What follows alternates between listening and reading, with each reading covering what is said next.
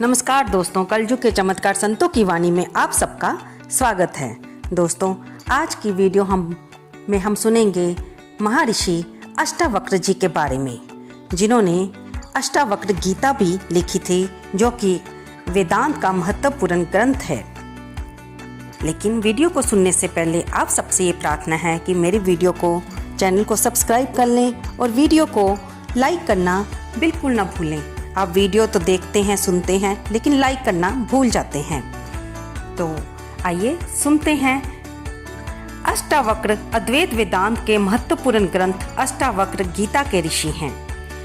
ये वेदांत का महत्वपूर्ण ग्रंथ है। अष्टावक्र का अर्थ 8 जगह से टेढ़ा होता है। कहते हैं अष्टावक्र का शरीर 8 स्थानों से टेढ़ा था। हम इनके जन्म के बारे में सुनेंगे। उद्दालक ऋषि के पुत्र का नाम श्वेत केतु था। उद्दालक ऋषि के एक शिष्य का नाम कहोड़ था। कहोड़ को संपूर्ण वेदों का ज्ञान देने के पश्चात उद्दालक ऋषि ने उसके साथ अपनी रूपवती एवं गुणवती कन्या सुजाता का विवाह कर दिया। कुछ दिनों के बाद सुजाता गर्भवती हो गई।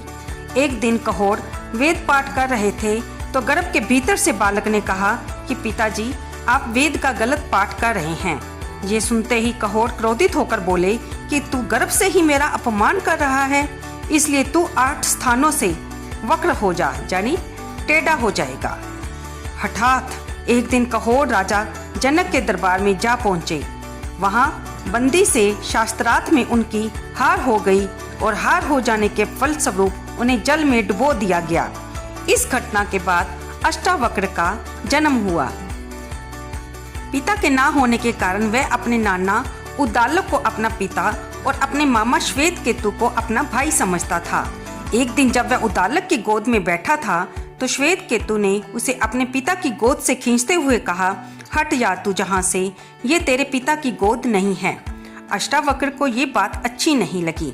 उन्होंने तत्काल अपनी माता के पास आकर अपने पिता के विषय में पूछताछ की। माता ने अष्टावक्र को सारी बातें सच सच बता दी। अपनी माता की बातें सुनने के पश्चात अष्टावक्र अपने मामा श्वेत केतु के साथ बंदी से शास्त्रार्थ करने के लिए राजा जनक की यज्ञशाला में पहुंचे। वहां द्वारपालों ने उन्हें रोकते हुए कहा कि यज्ञशाला में बच्चों को जाने की अनुमति नहीं है। इस पर अष्टावक्र बोले, अरे द्वारपाल, केवल बाल श्वेत हो जाने या अवस्था अधिक हो जाने से कोई बड़ा व्यक्ति नहीं बन जाता। जिसे वेदों का ज्ञान हो और जो बुद्धि में तेज हो, वही वास्तव में बड़ा होता है। इतना कहकर वे राजा जनक की सभा में जा पहुंचे और बंदी को शास्त्रार्थ के लिए ललकारा। राजा जनक ने अष्टावक्र की परीक्षा लेने के लिए पूछा कि वह पुरुष कौन है जो 30 अवयव, 12 अंश, 24 परव और 360 अक्षों वाली वस्तु का ज्ञानी है। राजा जनक के प्रश्न को सुनते ही अष्टावक्र बोले कि राजन, 24 पक्षों वाला, 6 ऋतुओं वाला, 12 महीनों वाला तथा 360 दिनों वाला संवंतर आपकी रक्षा करे। अष्टावक्र का सही उत्तर सुनकर राजा जनक ने फिर प्रश्न किया कि वह कौन है जो सुप्ता अवस्था में भी अपनी आंख बंद नहीं रखता। जन्म लेने के उपरांत भी चलने में कौन असमर्थ रहता है, कौन हृदय विहीन है और शीघ्रता से बढ़ने वाला कौन है।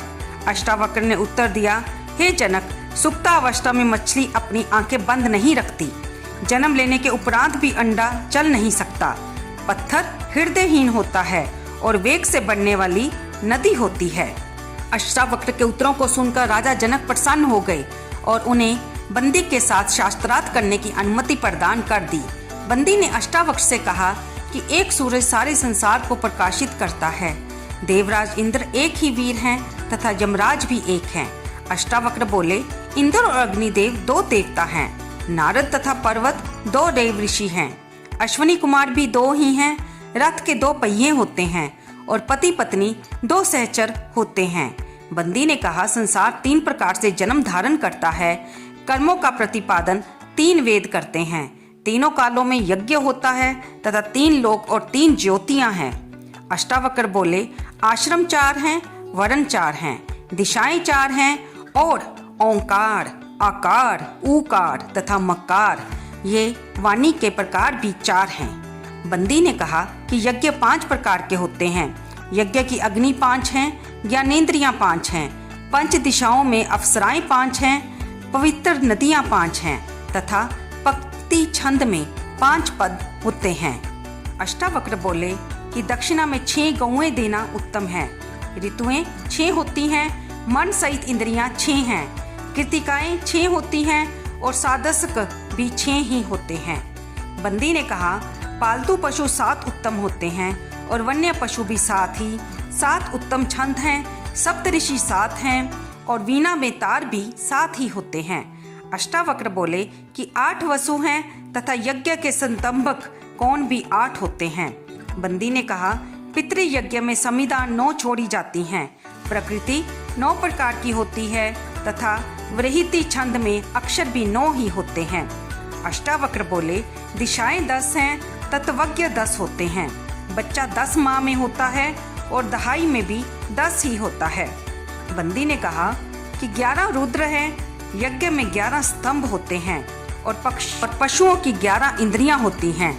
अष्टावक्र बोले कि 12 आदित्य होते हैं, 12 दिन का प्रकृति यज्ञ होता है, जगती छंद में 12 अक्षर होते हैं और वर्ष भी 12 मास का ही होता है। बंदी ने कहा, त्रयोदशी उत्तम होती है, पृथ्वी पर 13 द्वीप है। इतना कहते कहते बंदी श्लोक की अगली पंक्ति भूल गई और चुप हो गई। इस पर अष्टावक्र ने श्लोक को पूरा करते हुए कहा कि वेदों में 13 अक्षर वाले छंद अति छंद कहलाते हैं और अग्नि, वायु तथा सूर्य तीनों 13 दिन वाले यज्ञ में व्यापत होते हैं। इस प्रकार शास्त्रार्थ में बंदी की हार हो जाने पर अष्टावक्र ने कहा कि राजन, ये हार गया है, अतएव इसे भी जल में डुबो दिया जाए।